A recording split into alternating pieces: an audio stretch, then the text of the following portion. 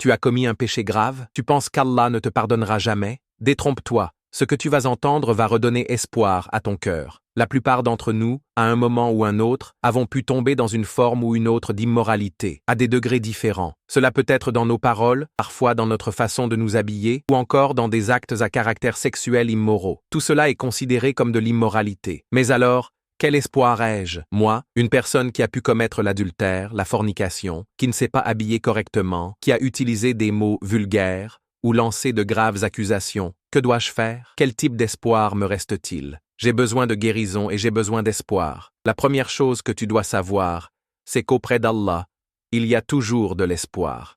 Si tu regardes le verset 135 de la sourate Al-Imran, Allah dit « Ceux qui ont commis une immoralité, quelle qu'elle soit, y compris l'adultère, la fornication ou tout autre péché, ceux qui ont commis des torts envers eux-mêmes, Allah dit « S'ils se souviennent d'Allah, demandent pardon et ne persistent pas dans leur mauvaise voie, alors Allah leur pardonnera. » 3 choses sont donc nécessaires. Se rappeler d'Allah, demander sincèrement pardon, cesser de continuer dans le péché. Et Allah ajoute « Nous leur pardonnerons totalement leur péché, peu importe sa gravité. Il sera complètement effacé. Et leur récompense? Le pardon de leur Seigneur, et le paradis sous lequel coulent des rivières de toutes sortes de bienfaits.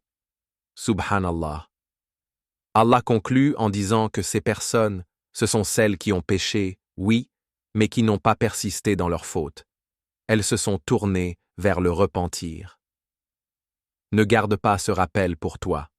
Partage-le à quelqu'un qui a besoin d'espoir aujourd'hui. Abonne-toi pour plus de rappels qui guérissent l'âme et que la paix d'Allah soit sur toi.